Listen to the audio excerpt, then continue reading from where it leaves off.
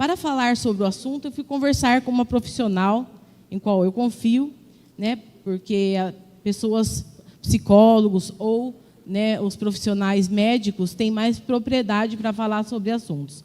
Então, conversando com a psicóloga Fernanda Bofarini Jabur Franciscati, vou falar alguns temas que constatei. Qual é a forma em que os pais e outras pessoas ao redor podem iniciar esse diálogo sem gerar ainda um maior desconforto? Por meio de um diálogo sincero e direto. Inicialmente, abre aspas, como diz a profissional, é importante identificar o local apropriado para que o tema seja abordado. Não é muito eficaz falar sobre isso na frente de outras pessoas ou locais com muita exposição. É possível que quando um jovem ou adulto entrar em contato com suas emoções, ele se sinta mais vulnerável.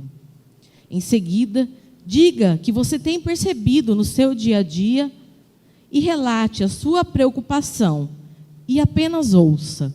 Não tente dar conselhos ou dizer como você fez quando teve algum problema como este. Após ouvir, pergunte como ele gostaria de ser ajudado. E coloque-se disponível para novas conversas e pergunte se há interesse de conversar com um profissional da área. Se seu filho ou filha tem mais afinidade com um pai ou com a mãe, talvez sejam separados nesse caso, não necessariamente os dois precisam estar presentes na conversa. Elejam a pessoa com a qual o jovem tem mais chance de se sentir à vontade para falar sobre si mesmo. Não tenha receio de perguntar ao seu filho. É apenas uma maneira de você agir em proteção à vida dele. Quais são os comportamentos e sinais que devem nos gerar alerta? O primeiro alerta é a mudança de comportamento. Por exemplo, aquele jovem que antes era falante, que tinha muita energia e vários amigos, e passou a se isolar, e está sempre cansado e com pouco interesse. Ou então aquele jovem que sempre se mostrou confiante, mas passa a mostrar preocupado demais com tudo que faz. É necessário que se identifique que algo mudou. O que acontece é que muitos pais acabam ficando confusos, principalmente no período da adolescência dos filhos, não sabendo muito bem se o resultado da fase de transição que o jovem se encontra ou se é algum alerta de que algo não vai bem. E é justamente por isso que manter o diálogo é sempre a melhor maneira de medir isso.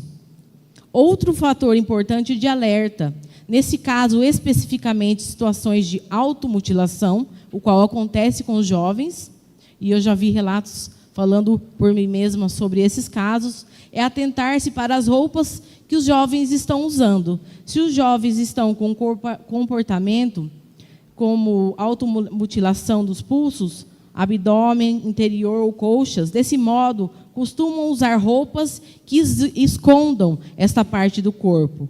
Muitos jovens escondem até que o machucado cicatrize e que, quando aconteça novamente a autolesão, repetem o comportamento. Então, é muito importante que os pais procurem os profissionais psicólogos ou da saúde do município. Por fim, outros sinais comuns são as oscilações de humores, alta irritabilidade, baixa autoestima, isolamento, dificuldade de lidar com frustrações. Ainda assim, com todas as orientações feitas, os jovens podem ser julgados e até mesmo atacados pelo meio digital, podendo sofrer do que chamamos de cyberbullying. E eu já falei várias vezes sobre esse tema aqui na nossa Casa de Leis. E que pode acontecer ameaças, conteúdos falsos, adulteração de fotos ou vídeos, disseminação de boatos, constrangimento e intimidação. Apesar de ser virtual, não significa que seja incitado por pessoas próximas do jovem. Então, essas são as frases colocadas pela psicóloga Fernanda, que eu trouxe a vocês, e por fim que ela termina. É fundamental mostrar a